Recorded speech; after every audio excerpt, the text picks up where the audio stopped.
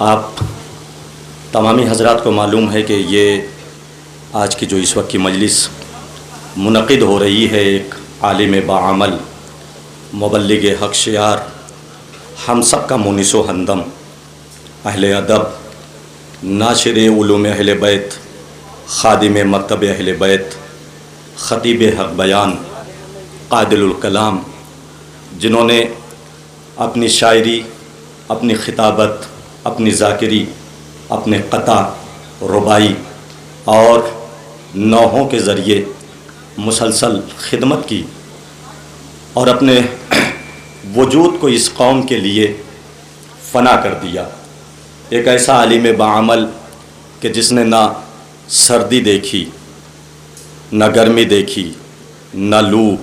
نہ دھوپ، نہ تپش، ہر وقت، ہر لمحہ قوم کی خدمت کے لیے اپنے سارے غم کو بھلا کر اس لگن میں لگا رہا کہ کس طریقے سے قوم سے سارے رسومات، توہمات اور رسم و روایات کو مٹا کر ایک حقیقی دین مصطفیٰ کو قوم کے درمیان پیش کیا جائے۔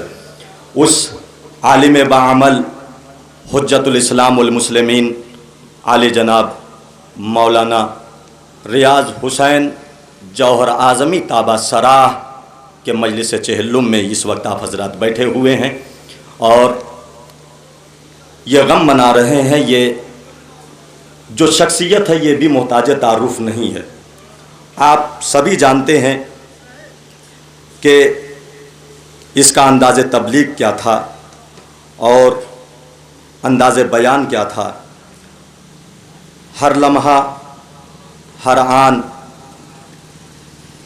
صرف اور صرف یہی دھن رہتی تھی کہ قوم کے جوانوں میں اصول دین اور فروع دین کا شجر پنپتا رہے اور ہمارے قوم کا ہر جوان کم سے کم اتنا توضیح المسائل کے مسئلے سے واقف ہو جائے کہ دنیا کا کوئی بھی پروپیگنڈا یا کوئی بھی اسرائیلی پروڈکٹ اس کے نہ عقیدے کو خراب کر سکے،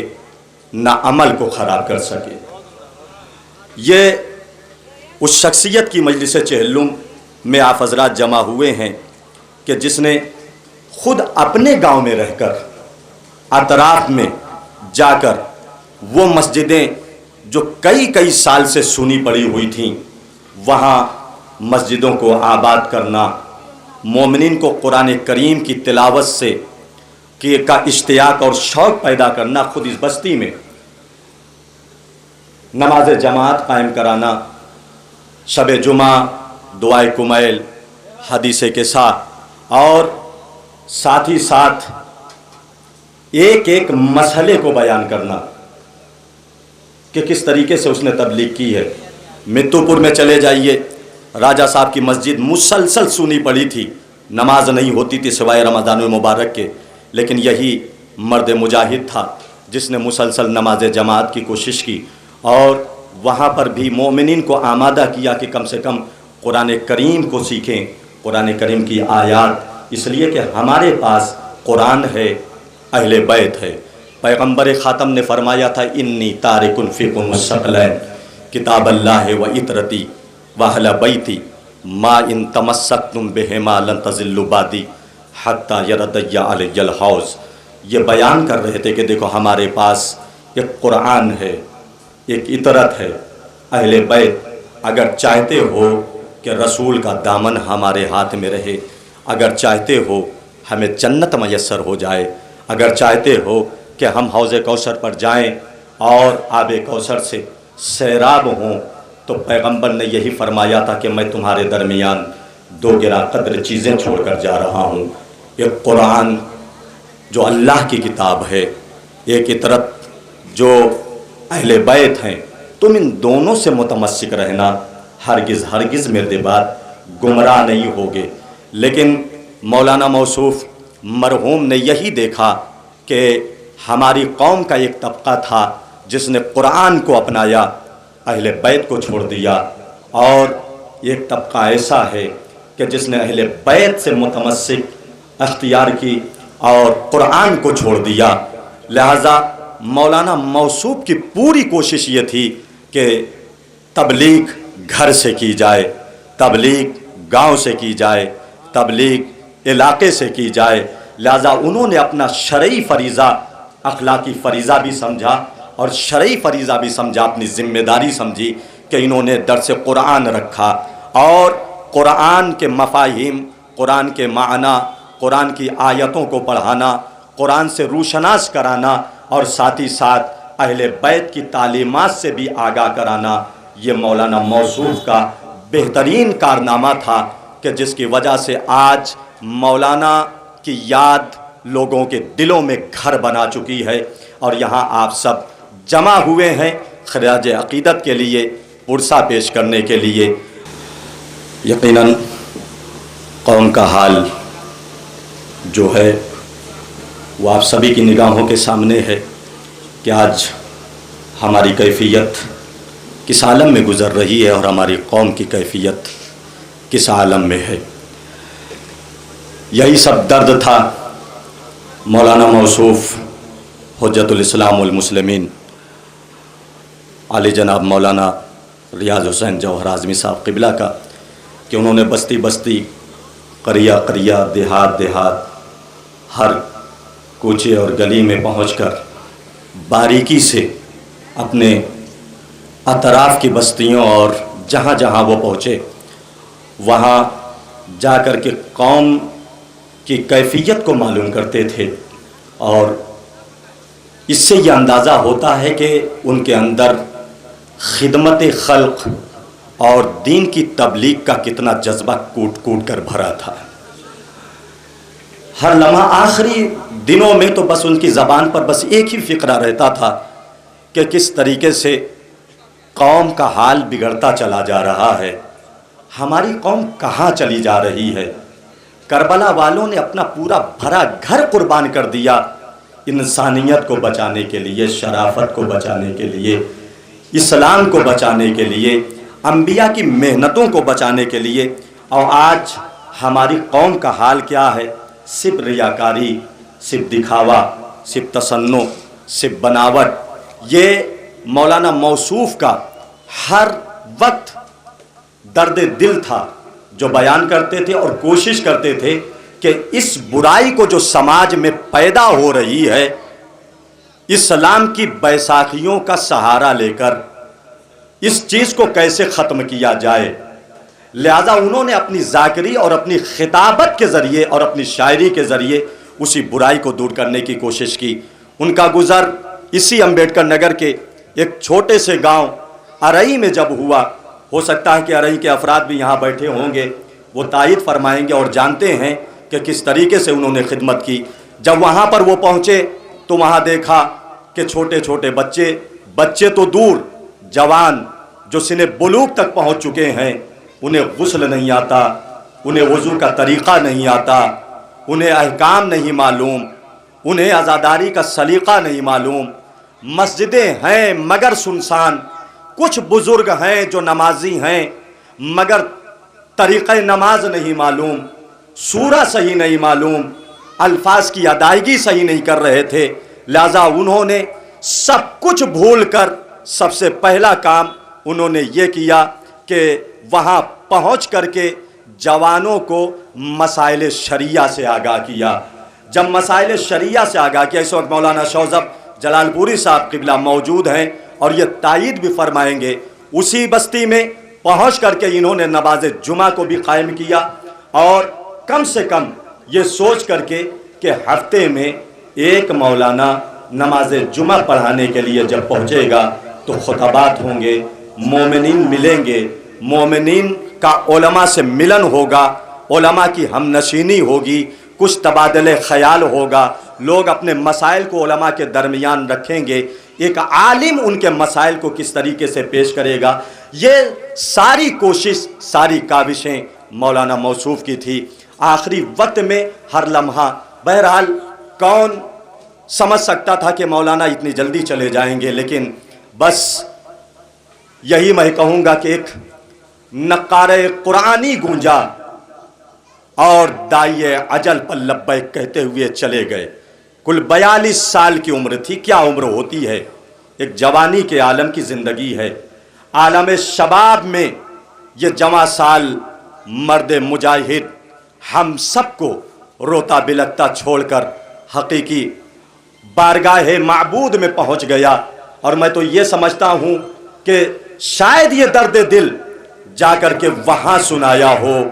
کہ میں تو وہاں تبلیغ کر رہا تھا، میں تو وہاں دین کی خدمت کر رہا تھا، میں تو وہاں مسائل شریعہ کو بیان کر رہا تھا، میں تو وہاں جوانوں کو راہ راست پر لا رہا تھا، لیکن یہ کیا ہو گیا؟ لیکن یہ بھی کہا ہوگا کہ نہیں، آپ آرام سے رہیے، آپ نے اپنے حصے کی خدمت انجام دے دی۔ قدرت کو جتنا آپ سے خدمت لینا تھا قدرت نے لے لیا، آپ نے اپنے حصے کی پوری خدمت کو بخوبی انجام دیا، لہذا آپ آئیے، آرام سے رہیے۔ مولانا موصوف دنیا کے تمام جھمیلوں سے، تمام عیاریوں سے، تمام مکاریوں سے چلے گئے چھوڑ کر، اور ہم سب کو روتا بلکتا چھوڑ کر، لیکن دل کو اطمینان ہے کہ مولانا آپ وہاں پر آرام سے ہیں، سکون سے ہیں، چین سے ہیں، مولا کی بارگاہ میں ہیں۔ آپ ذاکر اہل بیت بھی تھے، آپ شاعر اہل بیت بھی تھے، آپ خطیب بھی تھے، آپ عالم باعمل بھی تھے۔ میرا دل کہتا ہے کہ فرشتے جب آپ کی قبر میں آئے ہوں گے تو آپ نے مولا کی مداح میں شعر بھی سنائے ہوں گے، آپ نے اپنے مولا کی مداح میں ذاکری بھی کی ہوگی، خطابت بھی کی ہوگی، آپ نے ساری ہنر نمائی بھی کی ہوگی۔ لیکن میں اتنا کہوں گا، آپ کو مبارک ہو مولا کی ہم نشینی، اور معبود کی بارگاہ میں دعا گو ہوں کہ پروردگار مولانا موصوف کو پروردگار عالم کی رحمت میں اور جوار عطرت اطہار علیہ الصلوۃ والسلام میں خاص جگہ مرحمت فرمائے۔ میں گزارش گزار ہوں، اس سے پہلے کہ میں تاثرات پیش کرنے کے لیے حجت الاسلام المسلمین مولانا منور حسین صاحب قبلہ کو دعوت سخن دوں، میں گزارش کر رہا ہوں مومنین سے جو اس وقت فرش مجلس پر نہیں بیٹھ سکے ہیں اور باہر کھڑے ہوئے ہیں، وہ فرش مجلس پر آ جائیں، اور تاکہ ان کا بھی شمار اس فہرست میں ہو جائے کہ جو فہرست نورانی ہے، جو فہرست روحانی ہے، جہاں معنویت اور روحانیت کا تبرک تقسیم کیا جا رہا ہے۔ اور میں آپ کی خدمت میں عرض کرتا چلوں کہ جس طریقے سے علم، خطابت، ذاکری یہ سب ایک کاروان حیات ہے، ایسے ہی شاعری بھی ایک کاروان حیات ہے۔ یہ شاعری کاروان حیات کے آگے بھی چلتی ہے، شاعری کاروان حیات کے پیچھے بھی چلتی ہے۔ شاعری کاروان حیات کے آگے چل کر مستقبل کی نشاندہی کرتی ہے، اور کاروان حیات کے پیچھے چل کر ماضی کی عبرتوں کو پیش کرتی ہے۔ میں تمام علماء، خطبہ، ذاکرین، شعراء کرام کی خدمت میں